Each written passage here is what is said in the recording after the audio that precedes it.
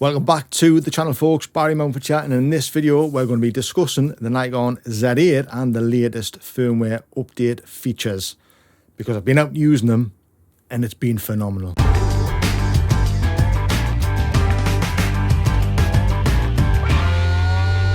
Great to have you guys back once again. So in this video, we're going to be taking a look at the Nikon Z8 and specifically the latest firmware update. I've been out shooting a wide range of genre of photography, putting this camera to its test through its paces, and I've got to say it handled everything sublimely. It was absolutely superb. But we're going to touch on the individual aspects of it throughout this video. I'm going to explain how I've used it, where I've used it, and what scenario I've used it in, and how well it actually performed. So a couple of weeks ago, I headed down to the lakes to a Red Squirrel Nature Reserve, where that was the first time I actually used the new feature, the auto capture feature, which is now on the Z8 via that latest firmware update. It was on the Z9, but they did bring it to the Z8, which I kind of knew they would. It would just be a little while before they actually done that.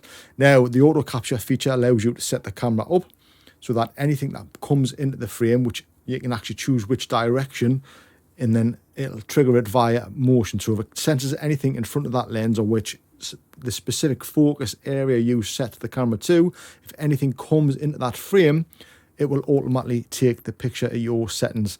So what that allows you to do is put that camera in a very unique position, a position where you would not normally be able to get into behind the camera, and it allows you for some really unique perspectives on the world via wildlife photography. And I'm finding out more and more about that as I'm getting more into wildlife photography. So whilst I was down at the nature reserve, I set the camera up specifically in front of this log where I had seen the red squirrels running across, and I wanted a really wide perspective. So I stuck my 14 to 30mm lens on and I shot wide, and lo and behold, as the squirrels popped into the frame, the camera took the shots. And every time that squirrel moved, every time the camera detected that motion, it took an image, and it was absolutely fantastic. I couldn't believe the results. Getting this kind of image from a camera, I would never actually expect to be able to do that, but being able to set it down, be able to move away from the subject so nothing's going to scare them, and have that camera do its thing was absolutely amazing. The squirrel was very inquisitive of the camera to kind of figure out what it was hiding in the bushes. But when I took the photograph, you can see peering over straight into the camera lens. Now, I love that shot. I love that perspective. The auto capture is unique to Nikon cameras, but you can actually get that shot using sort of remote shutter control from other cameras, so you can set it up and wirelessly trigger the camera. So there is other ways you can actually get it, but that just made the whole process so easy. And that's one thing I want to really touch on as well, is how well this camera performs out in the field in those fast-paced, harsh environments. I decided to record through the EVF using the Ninja Star. So basically, as soon as I switch the camera on, that will start recording the EVF footage. You guys can see exactly what I see whilst I'm looking through the lens. And you can see here, as quick as I've switched the camera on, the EVF started to record, and I've just managed to capture that shot of the motorbike coming around that corner. And that's in real time. That's how quick I was able to capture that shot. It's just been, I was blown away at how well it performed, and to be able to capture that shot instantly was unbelievable. It's same in video.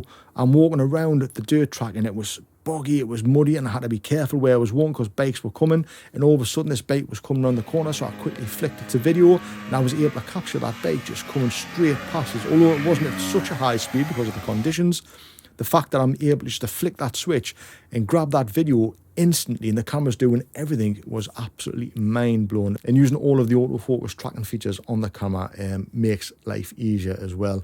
I tested out the car autofocus on it. I know it was on a motorbike, but it still worked phenomenally well. I just set it to IEF tracking whilst the riders were on the bike, and it was tracking the bike, and it was tracking the face as well. It was just, everything just worked, and every image that I was getting, I was blown away with.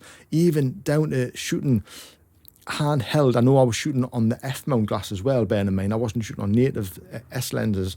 I'm shooting on adapted F-mount glass, which was the 2 to 500 Nikon, and I ended up shooting a couple of shots at 50mm, at 500mm lens, panning shots, and obviously I've had to have it stabilised using the Speedy gimbal, which I'll pop a link to a video above. You can go and check that out about that bit of kit, which helped loads. But the fact that the camera was able to lock on and I'm able to pan just made that process so much easier. And I've never been able to get shots like that before in the past.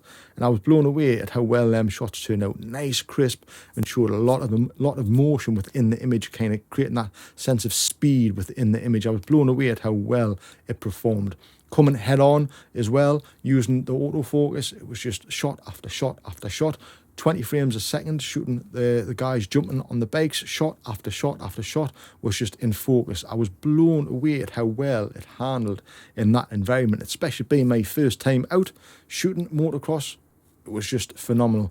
In the past, I've had to really work the camera.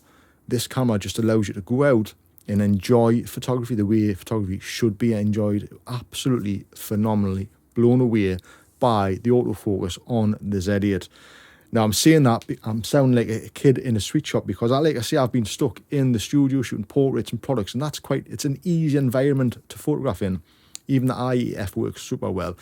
Product photography, shooting manual focus, so that's just easy anyways. But going out in these environments, really testing the camera, it's opened my eyes to how good and the capabilities that this camera allows a photographer or a creator.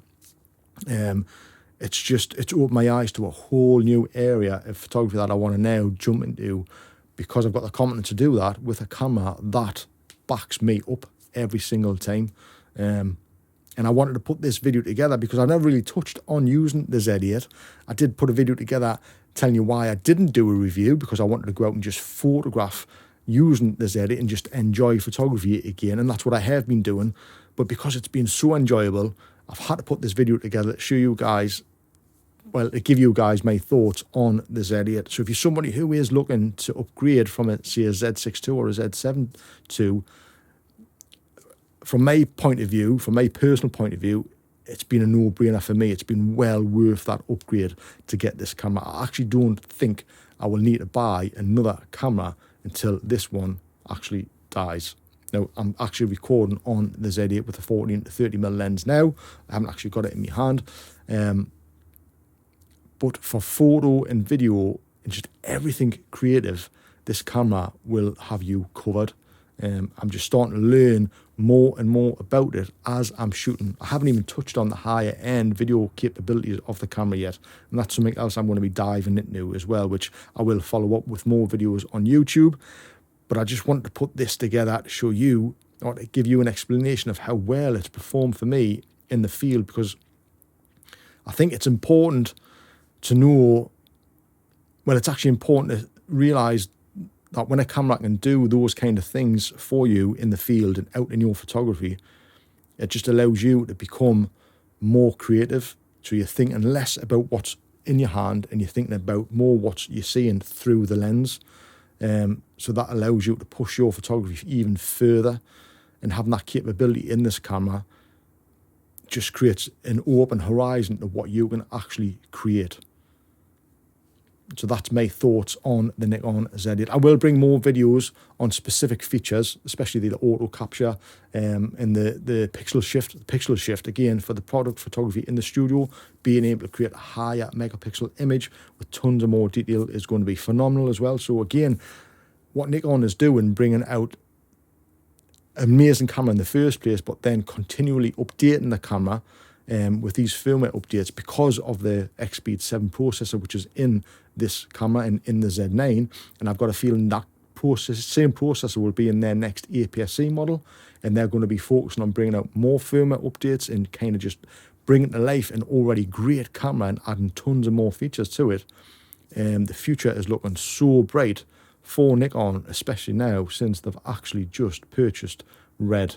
That's phenomenal in itself. That opens up a whole new ball game. I actually don't know if this camera can actually get any better. I think the only way it could is by adding some sort of global shutter to the camera. That could possibly happen at some point down the line. But right now, right where we are at this time, this camera as an all-round camera is absolutely phenomenal, and I'm absolutely blown away by it. I'm not just being a Nikon fanboy. If it was a Canon camera that done all these features, if it was a Fujifilm, whatever, I'd be blown away, but it's not. It's a Nikon camera, and then that's the brand that I've been using for years, and I've stuck with them. And right now, they are delivering the best you can possibly get out of any camera, and that is just phenomenal. It really is phenomenal from Nikon to be able to do that and continue to do that, and that you're going to see more improvements to their cameras down the line. I just know, we know, the next, like I say, the next APS-C camera is probably going to have that X-Speed 7 processor in with a lot of these features. That, I think, is a guarantee. So I'm going to leave it now for this video. I will follow up with more videos touching on specific areas of the Nikon Z8 because I want to delve further into it because it's phenomenal. So please look out for them. If you want to see them, consider subscribing to the channel. And I will see you folks in the next one. See you then.